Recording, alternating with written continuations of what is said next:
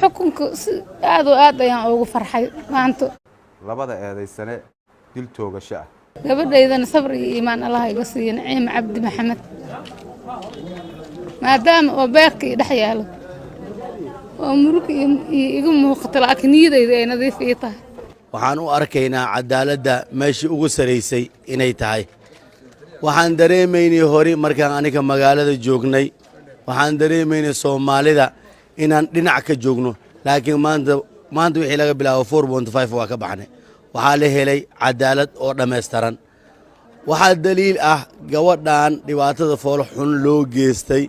ilaa halahan raadkeeda lagu dow joogay waxaa soo cadeeyay taliyaha qaybta gobolka bari gadoomiyaha gobolka bari iyo xiriiryaha gobolka bari kulli way mahadsan yihiin shaqadoodii ayay guteen de qof walba shaqadiisa markuu gutona saas baa looga amaanaa maanta taariikhdu tahay 4 bishii 11 2020 waxay soo gabagabaysay maxkamadda darajada koowaad gobolka bari go'aanna ka gaadhay dhageysiga garmaqalada eedaysanayaasha kala ah maxamed cali farey ina maana maxamed cabdiraxmaan maxamed isaaq ina xabiibo xasan iyo gaarana faarax ina saxardiid axmed maxkamaddu waxay go'aanka hore ka gaaraysaa gaarana faarax ina saxardiid istaag maxkamaddu markay aragtay eedda xeer ilaalinta sababta iyo siyaabaha faldambiyeedka u dhacay gaarane ay dhibanada ka tahay nimco cabdi maxamed ina aamina cabdilaahi oo 14 jir ahayd taasoo uu maxkamadda horta xafiiska xeeraanta ku soo eedeeyay inuu gabadhaas ka keenay magaalada Garowe keenayna magaalada Boosaaso isagoo ka bixiyay transportkii taasoo ah gabadha ku dhimatay gacanta eedaysanayaasha haddeer faldambiyeedka loo haysto maxkamaddu waxay qiimaysay sababta uu ku keenay ilmaha yarka saqiirka waalidkeed isagoo weydiisan masaafo ka fog 450 kilomitir isla markaana uusan la wareegin oo gacanta ku dhigin magaaladan ay dhinac ka gashay sababsatayna dhimasho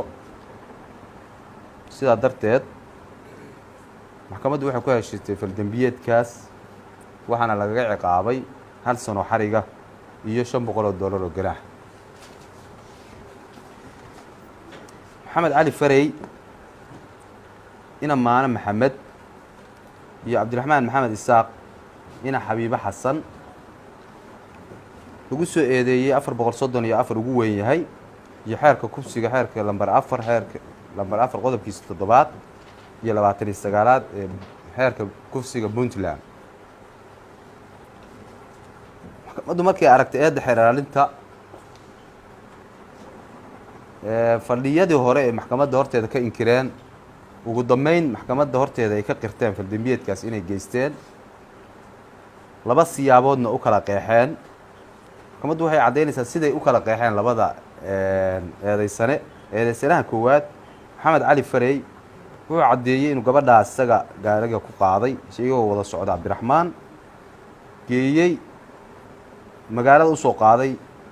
isagoo u wada xaafadda adeerkeed kadibna damac galay oo telefoonka adeerkeed ku damiyey gabadhina si khiyaanaha u kaxeeyey oo u sheegay inay guri eedadii ay leedahay hooyadii ay leedahay uu seexinayo kadibna uu la tegay buuraha halkaasna uu damac kaga galay kufsi damacaasna isu bedelay inuusan kufsigaas la sheegin uu gabadha ku dilo cabdiraxmaan maxamed isaaq oo sheegay in intaa uu la socday isla markaana kufsiga markuu sameynayay uu yiri anigu lama samayn dilka uu sheegay inuu dhinac ka qabtay marada ee gabadha lagu dilayay kadibna ay wada aaseen ay wada keeneen meeshii gabadha madaxa gaariga lagaga mariyay halkaana ay ku qariyeen labadooda maxkamaddu markay qiimaysay sababta iyo siyaabaha iyo waraysigoodii badnaa ay maxkamaddu ka qaaday waxaa maxkamadda u soo baxday u caddaatay koow in faldambiyeedkaas dhimashada ah uu dhacay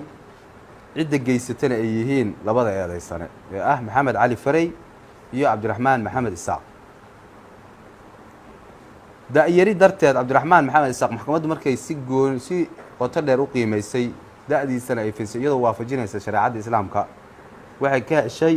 qaangaarnimo dhamaystiran sidaa darteed faldambiyeedka waxay maxkamaddu aqbashay eedda xeer ilaalinta iyadoo u guulay shareecadda islaamka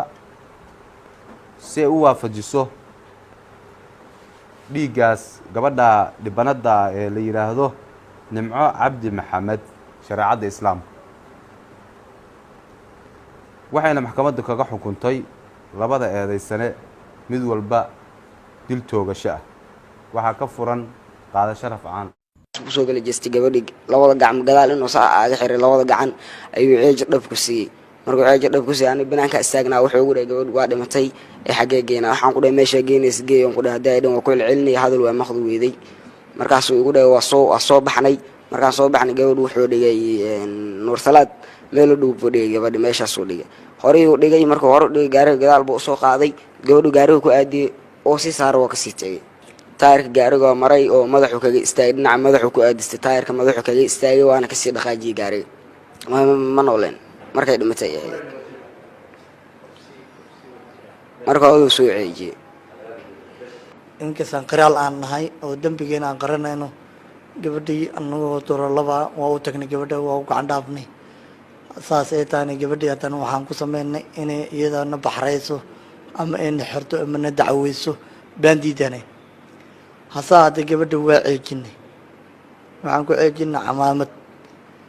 labada dhinac baan ka qabanay haddaan ka qabanay gabadha way socday markuu hore markay socdo cabaar ka bacdi way soo kacday haddii soo kacday gabadhii waa soo baxnay cabaar annagoo joogno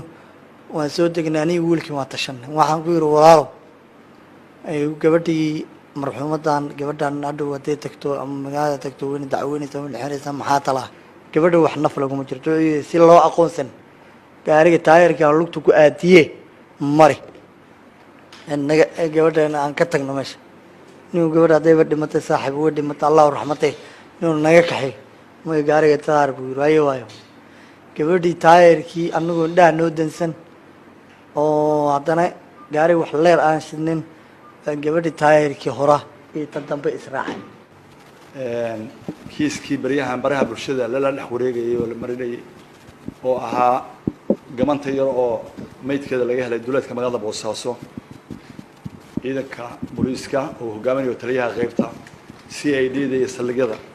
iyo xafiiska xeerlaantu ay si wada jir u wada baarayeen in maanta uu soo gabagabay baaritaankii ilaahay idinkiis wixii macluumaad ah iyo kiiska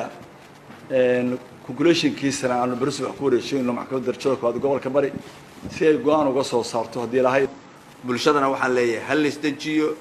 waxaan ku maqanahay cadaalad iyo waxa weeye waqti kastaba inaan gelin doono qof kasta oo dambi gala inaan cadaaladda geyn doono maxkamaddana cadaalad baan ka sugaynaa iyo garsoorka iyaguna waa dhageysteen waqti badan bay ku celceliyeen caawa go'aamaday gaar lahayn iyaga u taalla laakiin annagaa sugaynaa insha allahu go'aan khayr baanuna ka sugaynaa آمنة عبد الله علاد حكمك aad ayaan ugu farxay maanta gabadha idan sabr iyo iimaan Allah iga siiyo Naciim Cabdi Maxamed maadaama oo beerkii dhex yaalo oo murug igu muuqato laakiin niyadayda ay nadiif ii tahay waxaan u arkaynaa cadaaladda meeshii ugu saraysay inay tahay waxaan dareemaynay hore markaan aniga magaalada joognay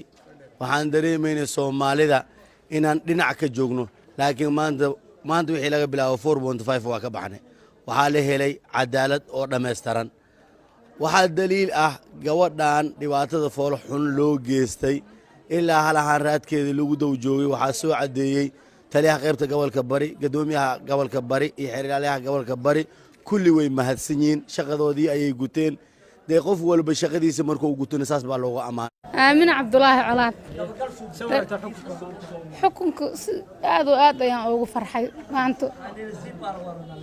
gabadha idan sabr iyo iimaan Allah iga siiyo Naciim Cabdi Maxamed maadaama oo beerkii dhex yaalo oo murug igu muuqato laakiin niyadayda ay nadiif ii tahay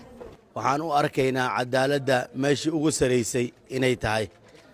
waxaan dareemaynay hore markaan aniga magaalada joognay waxaan dareemaynay Soomaalida inaan dhinac ka joogno laakiin maanta wixii laga bilaabo 4.5 waa ka baxnay waxaa la helay cadaalad oo dhammaystiran waxaa daliil ah gabadhan dhibaatada fool xun loo geystay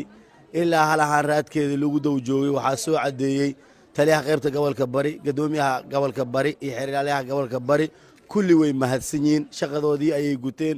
dee qof walba shaqadiisa markuu gutona saas baa looga